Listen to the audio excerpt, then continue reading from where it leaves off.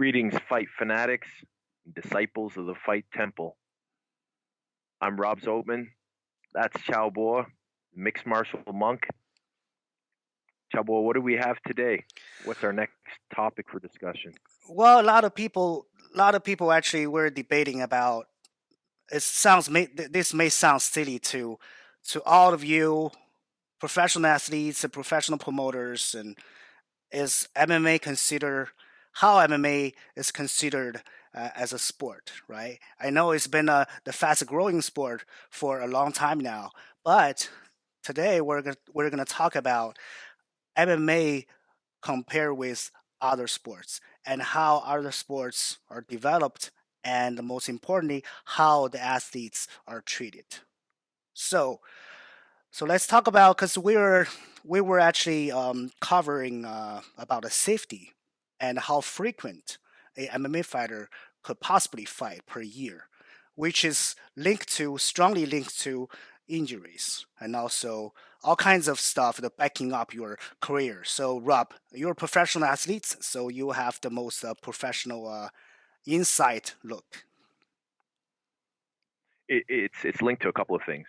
So it's going to be linked to how many times can you fight a year? Is linked to weight class, rule set, and finances. Quite honestly, because basically the week of the fight, you're probably not going to go to work. You know what I mean? Like it's kind of like even if you do work and you train at night or in your coffee break or whatever you do, um, you're probably not going to get much accomplished during fight week. And for most professional events, you got to be there 3 days early.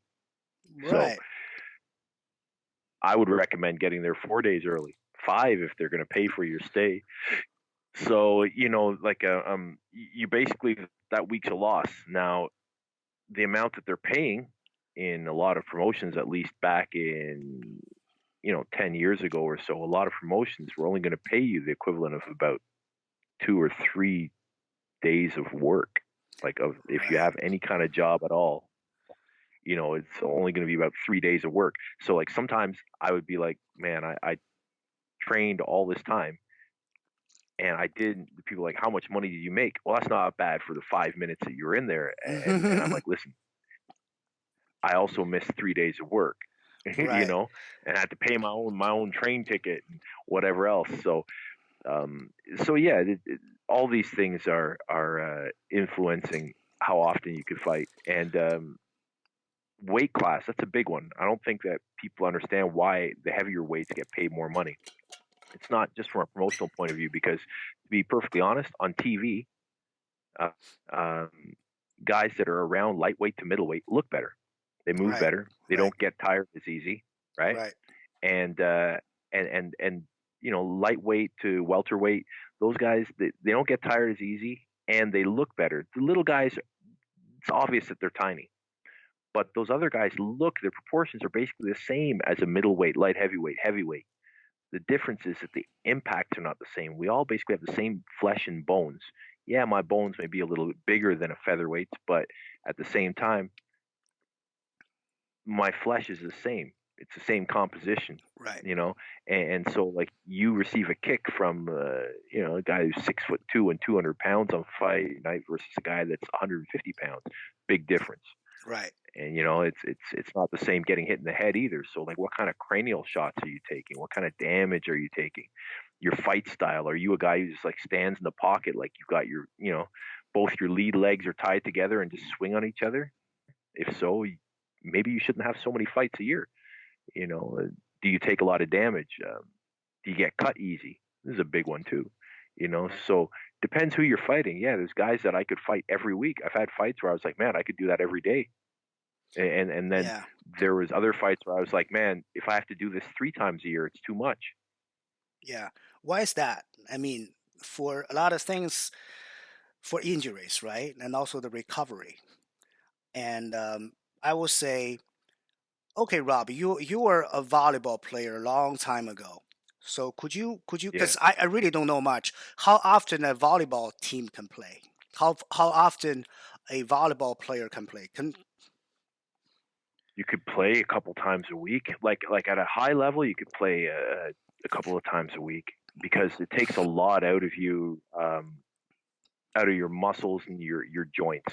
Okay, so okay, Rob, would you rather to pay would you rather to play volleyball without your knee pads? Yeah, I don't play with knee pads I ever. mean, I hate knee pads. I'm just saying there's certain positions, right? They need Yeah. to dive Of in. course. Yeah. You see my point? Yeah. So Uh, so I understand. yeah, what if they say, okay, for those positions, because I love volleyball because China has got strong volleyball, right? And also I see Yeah, those, they're women. yeah, those women they're playing, and also Really. see how they train. It's like putting on gears, man. It's like it's got to be everything got to be, the make sure it's safe, make sure the security. So one day the promoters say, well, you know what, our the fans, I think they would like to see more intense game. How about you girls, you guys play without any padding? That's professional MMA, in my opinion. Yeah, I mean volleyball's really we don't play with pads in volleyball. Like guys that wear knee pads is far between now. I'm just saying Um, to I, just protect, to their to safety. well, War what we say, comparison would be this like guy is a American professional. How to say football, American football. American This is football, the right? this is. Have you seen women's arena football? Yeah, I've seen it. So literally, they decided, okay, you have to have the protective pads, but they took away the um, the pants. Basically, they're basically playing in bikinis. Yeah, So yeah, they had to sex it all up, right? Because in all honesty, that's like why would you watch slower football if it was looking the same? You know what I without mean? So without other things to watch. Anyway, right, so right, I'm exactly. just No, saying, no, maybe I'm, no. We will get there with MMA as well. As well, we'll get yeah, there for with sure, but all of we this don't want to because mention it all has to that. be addressed. It's like selling, of It all, course. it all has to be addressed, though. So the thing is that if as an MMA fighter you can get hurt easy, real easy. Like so, a little cut, a little scratch. These things are in every practice, but in every practice, you also, just like with any other sport, you have the opportunity to get hurt. Um, you have the opportunity to get knocked out. You want to do hard sparring, like you might not get knocked out, but you might have a ringing head a little bit. You might have a headache. Like ask a lot of old school guys. Like nowadays, there's a little bit more knowledge on it, and people are finding other ways to get competitive without going balls out. But Yeah, ask the old school guys, man, like how they were sparring. Ask the guys at China Top Team what Thursday nights used to be like. Thursday afternoons used to be like. You know, you know what that's like. yeah, and also Thursday afternoon, it's like shoebox, right? The old shoebox shoot, guys, shoot, right? right? Like shootbox is the king of all CTE and training. Like those guys, they were half their career was burned in training. Yeah, And I'm not saying that because I'm so smart and knowledgeable. I'm saying in retrospect, when we look back, how many more fights could we have had a sharp Vanderlei? right. You know what I mean?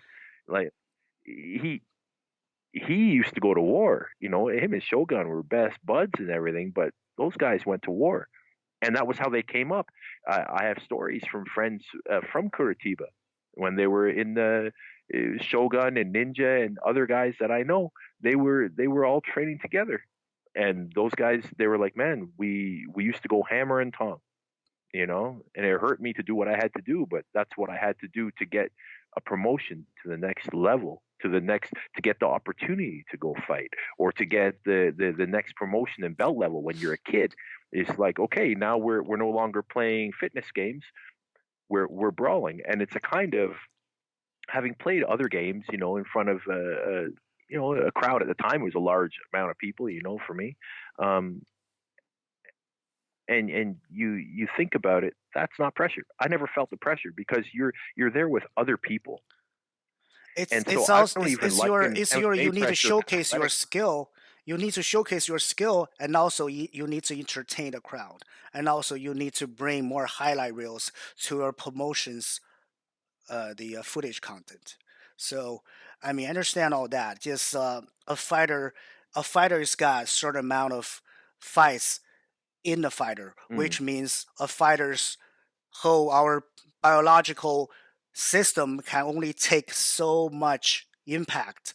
Things adds on. So and right. also the aging process as well. So yeah, we cannot expect. Yeah, but the Is fighters this an fighters intervention? character, Is this they're intervention? immoral. Yeah, well, yeah, Rob, you definitely you actually look the same as we just met. So I'm just saying, but the fighter's character is Mm, forever lasting, right? We mentioned Vanderlei. yeah. We're thinking about that Vanderlei, right? We're thinking about Shogun. We want Shogun be like 23 forever. You know, we want to see Shogun like that. But the thing is, Flying foot stomps, flying spinning kicks, Shogun. That's the Shogun I remember. You say Shogun, that's the guy I remember. When I see him right, now, I'm like, yeah, I recognize him, but it's not the same guy. And the Vanderlei, I see him now. I don't want to watch his fight now. You know right, what I mean? And it's not because I don't want to watch him yeah, fight. because It's just we I don't want to watch concerned that about fight. because we concerned about them as a human being, you know, because we concerned about their Partially, and I want to remember him as that monster that was toe to toe with Rampage. I don't like right, watching Rampage fight now. Rampage right. was my favorite fighter, like 10, 11 years ago. I want to remember him as that guy. The guy that picked up Igor Vovchanchin and slammed him on his head. Yeah. I want to remember him as the guy that was knocking people senseless, right? Well, I think The a guy who fighter knocked Chuck after Liddell out. Rich. I don't want to Yeah, I think a remember this fighter stuff. after. So here's my opinion, and I think a character of a fighter, a positioning, a marketing, or marketing positioning of a fighter Mhm. should be should be a time period, and I should Yeah, be somehow need to be written, not like legalized, but reading a paper once you pass that age. Because in China, like we Chinese opera, right? Chinese opera, we have different characters, right? Some amazing guys, yeah, some amazing guys, they're how to say they're I don't know how to put this, but there's some character they're playing like a guys really really like a positive energy character. The character sure. positioning they'll be around like 18 to 25 years old, stuff like that. But some amazing But that's guys they can still playing that role after they turn like 40 yeah, something. But the thing is, fighting is not like acting. Like Tom Cruise. Tom Cruise is I mean, he's quite old in the like, age number side, but he can still play a yeah. young guy. But Mm, there's a lot of like the movie magic, right? Yeah, I'm sure he's a very he how to say the Tom Cruise is very badass on a lot of like extreme stuff he can do. But the thing is, you don't face another person and other new characters right. catching on, right? There's new characters was born 10 years later and then want to like stuff like that. And I think a fighter should retire or change it to something else. That's which is down to the point So how the fighters are what, treated. what we're seeing is when though, when Chavo, Because when are they supposed to retire? okay, You see what I mean? Like because some like fighters you they can't need to keep make a fighting. date. They need to keep fighting to survive, to make money. Yeah, So there's no like a no like a how to say system we can get our veterans. Okay, could you be okay? How many like the chocolate Dell type could be right after you retire? We give you like a position in a company. You know what I mean? Like Radical Tour, we give you opportunities. Of course, it's up to some fighters. They're they choose not to go to the past. They choose to take on negative stuff. That's their choice. But the thing is, it's really a narrow gate. A fighter, and we're not saying like I understand there's a pyramids. A lot of fighters they get in this sport and only a few to make to the top, right? The Right. the top.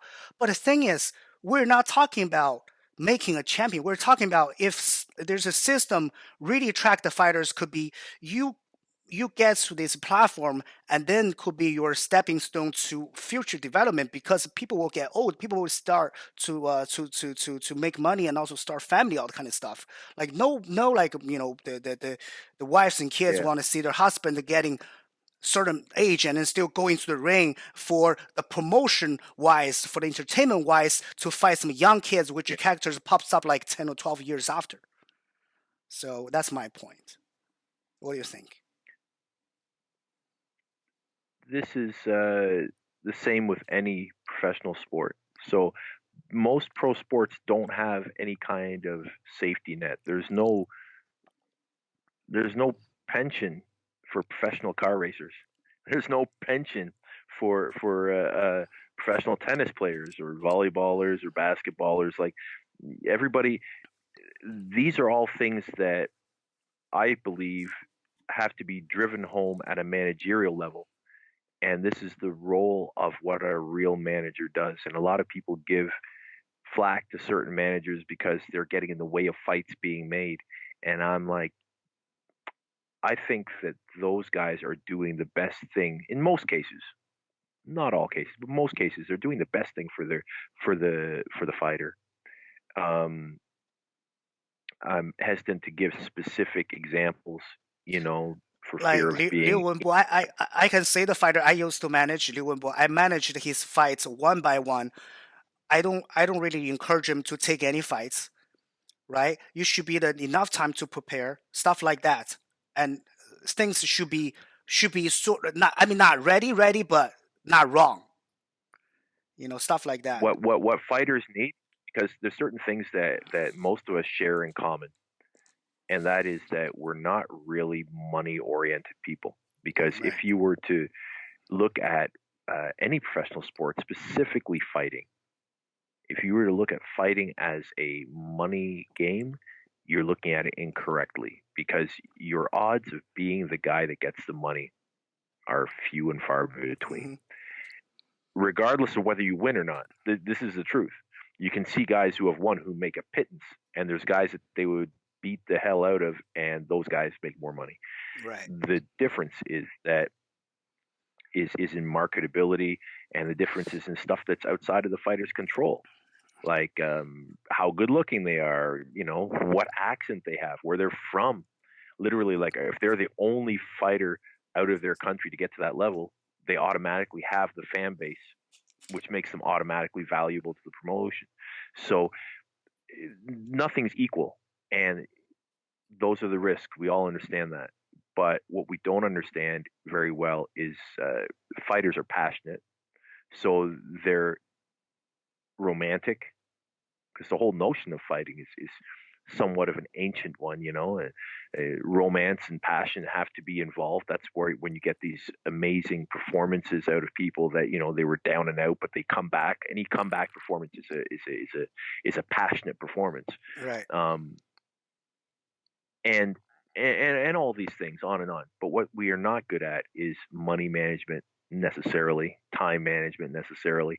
Um, and that's what managers have to do. Managers have to be the ones that create the sponsorship deals, Right. whether it's for cash sponsorship or whether it's like somebody that says, hey, every year you're eligible for how many visits to the chiropractor. Yeah. uh, um, you get medical sponsorships. I'll take that. I'll take a supplement sponsorship. I I used to get supplements occasionally because that was something that I was doing a service for. I know people that are into bodybuilding. They all have supplement sponsorships. There's people that just send them X amount of thousand, in product every month, Yeah. and That's it's why. theirs to do what they want. Fitness And business fight is third more point. developed on that side. And also, Rob, you're actually talking about those well-rounded managers, right? Not just fight managers. They're more like a Well, no, no, management it's agency. it's a career manager. Yeah, It's a career career manager. agent. It's a career manager. Look, I discovered this. I was older than most guys when I got into this. And I have some life experience that maybe some of the fighters, particularly in China, don't have. So what I'm saying is like I understand some of these things that a young guy, a younger me wouldn't get. And so understanding this, when I got into a coach position, I was trying to put this into motion, but it's hard to drive that point home if you can't provide a house for them because rent is too expensive. You can't provide even a bed for them because rent's that expensive, you know? Right. So like you basically have to have, and this goes into what the percentage is. So if if a agent just gets you the fight and takes 30%, leave, run. That's Right. he's not doing his job unless he's getting you. Even if he is getting you millions, he doesn't deserve 30% of that. If he's taking 30, 40, or 50%, but you have a house to live in Yep. and you don't have to worry about making your own food or doing your own laundry, now you can be a fighter who only fights, trains, sleeps, you know, Yep. right. This is totally different. And so people are like, oh man, that guy's ripping you off. And fighters, they sometimes they go, wow, if you and I both got paid, 20,000 RMB or, $3,000 or whatever, right? We both got paid $3,000 and yet still I'm only going home with two. That extra $1,000 is a lot of good times. I'm like, you're going home to a house that you don't pay for every month. Right. Well, Rob, you're I'll take talking that about, deal all day. yeah, you were talking So about, yeah, you talk about career so management. just to finish what I'm saying is that with that money, so like what an advanced manager does is they advise you, they link you to investors, they link you to like RSPs or like investment portfolios. They try to give you a leg up outside. So like, okay, we can take some of this money. You're not getting that money. It doesn't mean that it's not your money and you don't get a chance to do something with it, but you're Right. not getting it in your pocket. So you Right. almost got to be a father to people, and I would recommend that management is handled that way, like in a written formal agreement that this is held for you in trust, and you have input, but you don't Well, get in that some cash. places in the world, even you write something down, they still don't respect it. So I know, brother. that's We another don't got to talk topic. about that. Right. That's a sensitive topic. It's a culturally sensitive topic, maybe, but the inability to make it stick, and this is why I was coming up with this idea, was that they written into the contract is that if they somehow snake their manager or leave the training facility or whatever, that they don't get that money. You know what I mean? So you put them in a time sensitive kind of contract. Right. So they've got to stay there. But you also have to put them in you have to take care of enough things that their life gets super streamlined. And that's Right. what it's really about for fighters and athletes in general, is to streamline their life, because all those little things take extra thought and energy from you. Like it's numbing, kind of, if you got to do a bunch of things and then you got to turn around and go fight some guy who has nothing to do with his whole day except stare at a picture of you and punch a bag. Yeah, Well, we're sucks. yeah, we're talking about like career management. There's only quite a few fighters in China would Mm, have a career management. I mean, like like because we need there's a lot of different roles in this sport. It's not just okay. You train with this team. You're this team's fighter. So the how to say the timeline is a training camp, but doesn't cover, like a lot of times doesn't cover your whole career or partially or at the important stage of your career. So you say, oh, coach, okay, a coach might not be able to cover your career. The coach can cover your training. And they say, right. oh, I have investor. Okay, if there's no money in return, there's no like a branding sponsor or advertising media involved, that kind of money, a investor how much money a investor would like to put in. It's not gonna last long because that's money. No. That's investors' money too. Oh, they say, only managers can cover the most the timeline at the time period where a fighter needs to grow. So a lot of people they don't understand that. They say, "Oh, I'm his manager. Oh, is he your fighter now?" It's not like he's my fighter, she's my fighter. They're our clients, right? It was We really hard to provide get that service. point.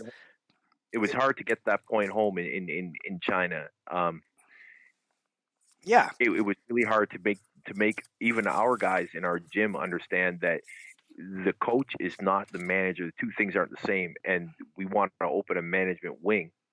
You know right, what I mean? Like a management branch of the company, and there'll be somebody that's only job is to get you endorsements. You know, right, like literally, it's just they're getting endorsements. They're trying to make you worth more money, give you a higher profile. It's going to cost you a small percentage of your purse when you fight. right. That's it. You Well, know. yeah, they just uh, you know people listening to this right now, and I believe in your region when MMA was just started or developing, I think even the US still happens right now. We're Yeah. not talking about loyalty. That's why we compare MMA to other sports because look what other sports do, right? So all the dividing, I don't know how to put this in English, but the dividing of work, right? The Yeah. really specific, we all how to say, even like you shoot a movie, there's some guy in charge of the lighting, some guy is in charge of that camera, there's a director, no one is like in conflict, this is my movie, no one says No. that, right? It's if a director says that, he risks the chance of losing people from the movie, or whether it's an actor or whoever. You know, like they've got to work together. It's a complete team, Yeah, and so likewise yeah, on the team. Okay, I'm sorry. You go ahead. yeah, I'm Continue. just saying that to how other sports what they do, right? How come the basketball and soccer and football Mm. attracts or carries the trust from the sponsors and media, right? How like David Beckham was signed when he was like a 10 or 11. Like Right. there's already like big amount of money like dumping on this kid. And so my point is you need to earn the respect from the mainstream. You need to earn the respect from the real world, which is MMA is a sport. You're we are all in this sport. We're working together to put this sport to be more to make the whole world really respect us from all perspective. It's not just oh those guys not barbarians. That's not enough. We want the fighters to look good. We want the fighter to live well. We want them to be role models for kids, Yeah. right? But we don't see the And many. We don't see many like role model for kids. so this is the problem though. See, like a role model to kids does not fit the narrative that the organization may be trying to sell to the adults who pay for the pay-per-views. They want entertainment. They want How Japan does blood, it. blood, gore, smack talk. Well, do they? Japan did it. Japan now doesn't have that huge But MMA China, we're market that still they had. doing it. Like Rob, you see kickboxing, you see Kunlun They're fight, you growing, see Wu Feng. I don't see many like bad examples. I but don't even but see any shit talking. though those are loss leading organizations. So uh, I don't think that we can base how a Chinese organization promotes to the Chinese culture as a metric by how the sport can function around the world. Simply because the method by which a Chinese promotion gets to be allowed to have a promotion, a fight, an event, Right. and by which fighters will get promoted or not promoted is entirely different. So there's different gates in place. If you remove all of that, I'm pretty sure that a fast talking, wise mouth kid from Hunan might have a leading role to play, kind of like Conor McGregor. You know what I mean? Well, there's Like, always a bottom line, right? There's always a limit, right? sure. Because right And, now, and right. where's that limit though? Like a long time ago, like what was considered inappropriate, and now what's considered inappropriate Well, in the future? MMA, What's going to take to be MMA inappropriate? is on the way towards the Olympics, right? And Mm. also one of the big focus is on promote them to next generations, right? So that's what's happening, and we want to have the kids to know about MMA. That's why I'm a big fan of amateur MMA. In the next episode, we're going to talk about the beauty of amateur MMA and also how the professional MMA could change. All right. It's interesting. Okay, Rob. So I shall we I leave that to the next episode to everybody? okay. Yeah. All right. See you guys. All right, Oh, later. wait a minute. I just wrote this. Fight Temple. Is that right spelling? I suck at spelling, That right? So, is, all it's the right, right guys. spelling. See ya.